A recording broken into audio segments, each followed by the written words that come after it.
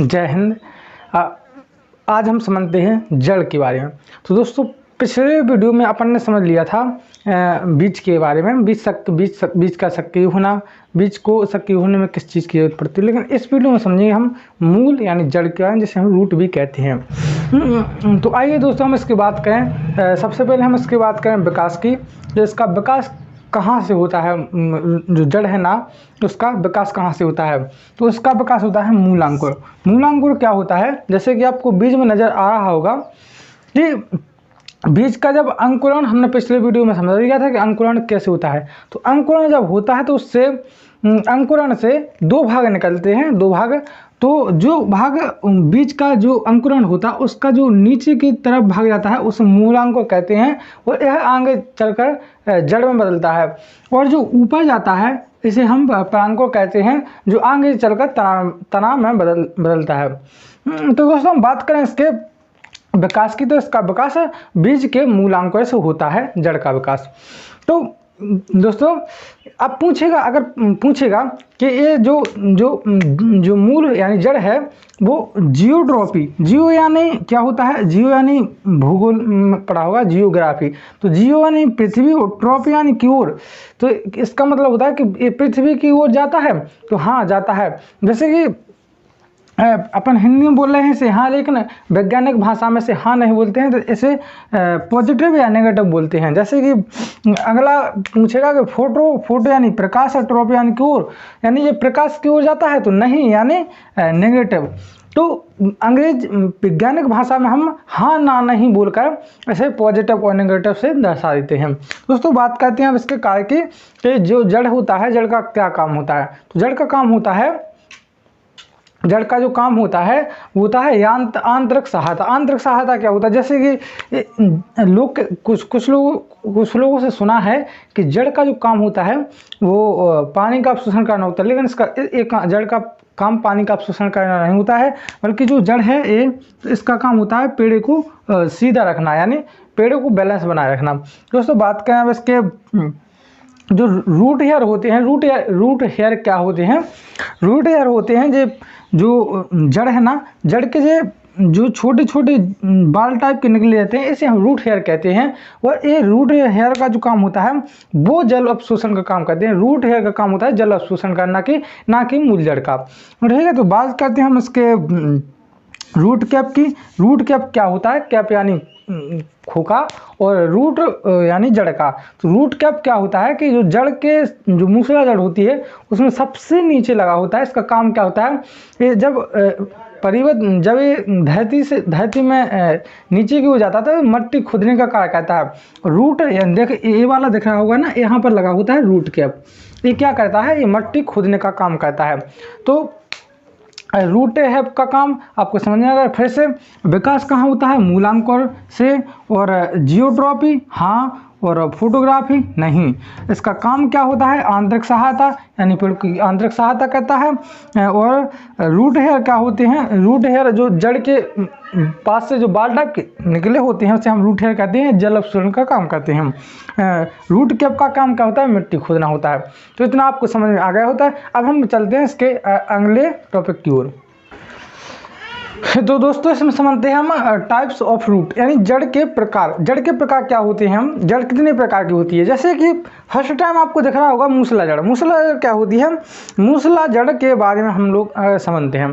तो मूसला जड़ होती है जो, जैसे कि मूसला जड़ क्या होती है कि जैसे कि शलजम, गाजर और मूली की जो जड़ होती है उसे हम मूसला जड़ कहते हैं। मूसला जड़ क्या होती है कि पेड़ की जो ऐसी वाली जड़ होती है, इसे हम क्या कहते हैं,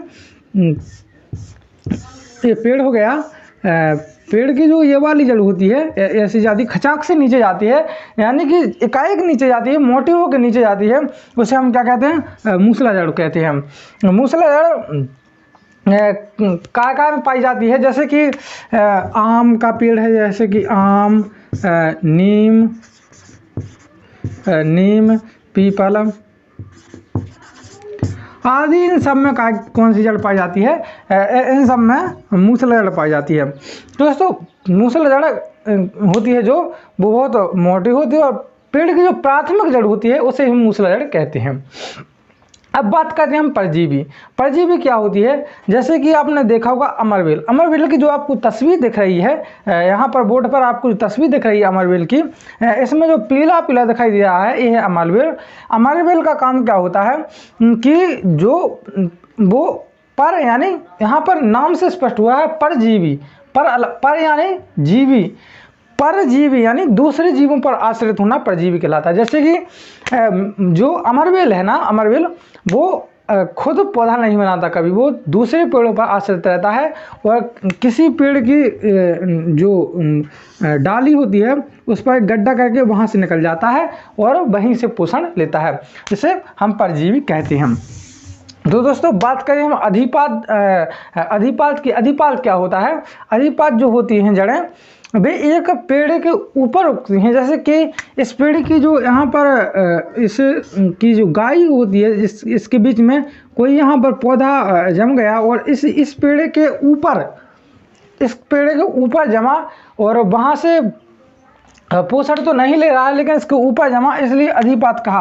अगर इससे वो पोषण लेता तो परजीवी कहलाता, लेकिन इससे पोषण नहीं ले, उसके ऊपर किसी कारण से बीज आया और वहीं पर उसने पौधा अपना तैयार कर दिया, तो इसे कहते हैं अधिपाद। अब आपस्थानिक जड़ें क्या होती हैं, आपस्थानिक जड़ें बहुत महत्वपूर्ण जड़ें हैं जो कक्षा 12 के लिए और बहुत 11 के लिए बहुत महत्वपूर्ण हैं।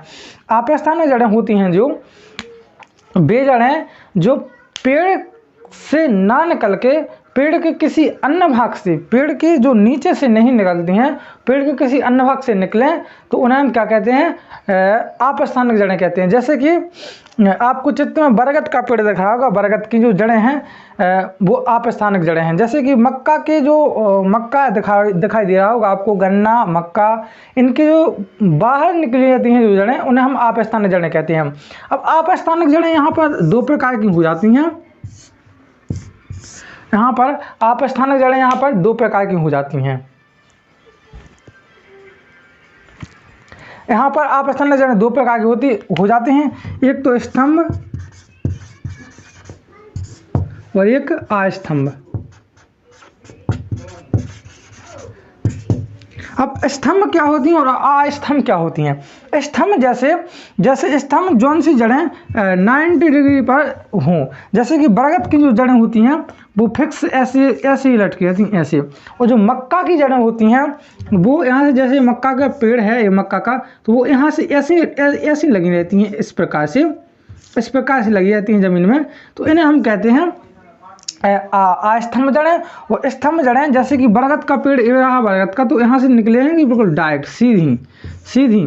जी आपस्थानिक जड़ें होती कैसे हैं, जैसे कि कोई पेड़ है वो अपना वजन कंट्रोल नहीं कर पाएगा, तो उसके पेड़ के जो ज़्यादा वजन होता है उसको कंट्रोल करने के लिए आपस्थानिक जड़ें निकलती हैं। जैसे कि मक्का का पेड़ देखा होगा ना आपने, बहुत पतला होता है, बहुत पतला होता है। गन्ना का पेड़ आपने देखा होगा बहुत पतला होता है, जब हवा चलती है ना तो वो ऐसे होता है ना, तो उसको जो सहारा देती हैं, जो एक्स्ट्रा सहारे की जरूरत होती है, जिन्हें हम आपस्थानिक जड़ें कहते हैं। जैसे बरगद का पेड़ बहुत विशाल होता है ना, और वो हवा के झोंके से इधर उधर होता है, तो उससे जो एक्स्ट्रा सहारा देती हैं,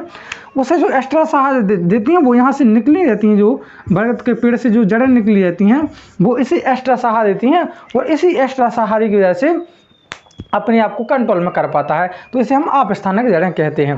अब बात करते हैं अवरोही क्या होती है। अवरोही जैसे कि मनी प्लांट का पौधा आपने देखा होगा, तस्वीर में दिख रहा होगा मनी प्लांट का पौधा आरोही, यानी जैसे कि यहाँ पर लगा दी जाए तो यहाँ से खुद कुछ ऐसे ऊपर की चढ़ती जाती हैं, जिसे हम आरोही कहते हैं। आरोही यानी बढ़ते क्रम में।